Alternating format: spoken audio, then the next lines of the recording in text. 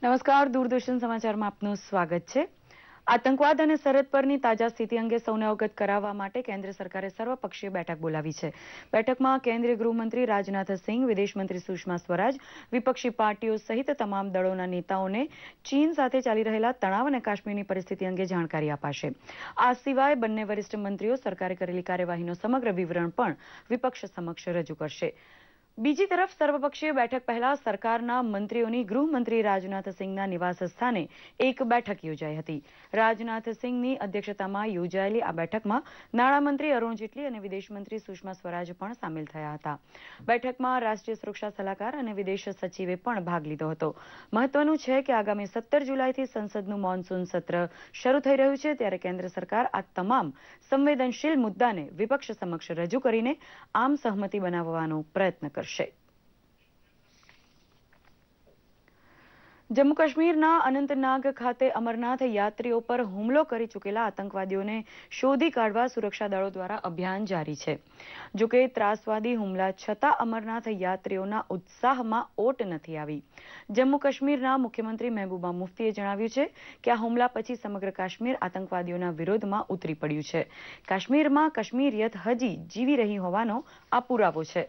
કેન્દ્રીય મંત્રી વેંકૈયા નાયડુએ પણ જણાવ્યું છે કે આતંકવાદને મુદ્દે રાજકારણ ખેલવું ઉચિત નથી।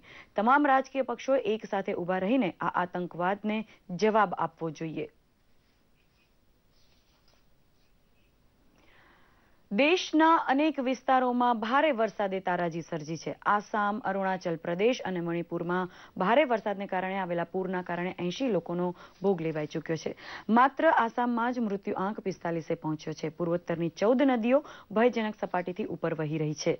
જોકે કેટલાક સ્થળે વરસાદી પાણી ઓસરવા પણ લાગ્યા છે।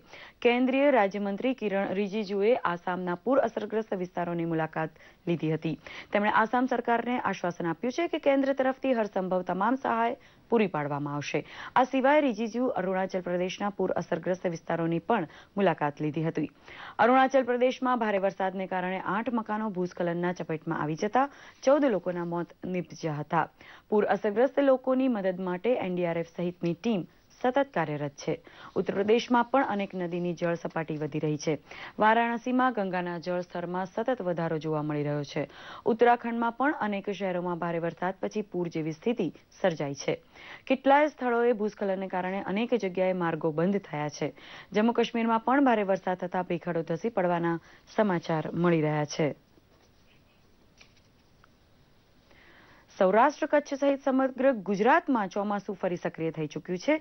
રાજ્યમાં અમદાવાદ, સાબરકાંઠા, મહેસાણા, દાહોદ સહિતના વિસ્તારમાં વરસાદ પડ્યો છે। વિજયનગરમાં 2.25 ઇંચ તો પોશીનામાં 3.25 ઇંચ વરસાદ નોંધાયો હતો। અંબાજીમાં પણ મંગળવાર રાતથી ધોધમાર વરસાદ પડતા બજારો રસ્તાઓ પર પાણી ભરાઈ ગયા હતા। જોકે વરસાદને પગલે પંથકમાં ખેડૂતોમાં આનંદની લાગણી પ્રવર્તી રહી હતી। ડાંગ જિલ્લામાં વીતેલા 24 કલાકમાં 18 ઇંચ પાણી વરસ્યું હતું।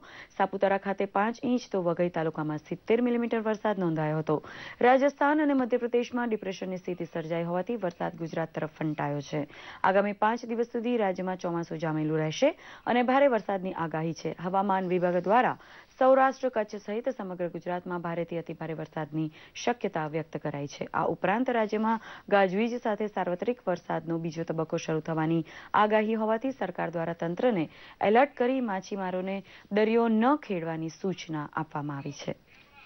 આ સાથે જ આ સમાચાર બુલેટિન અહીં સંપન્ન કરી રહ્યા છીએ। નમસ્કાર।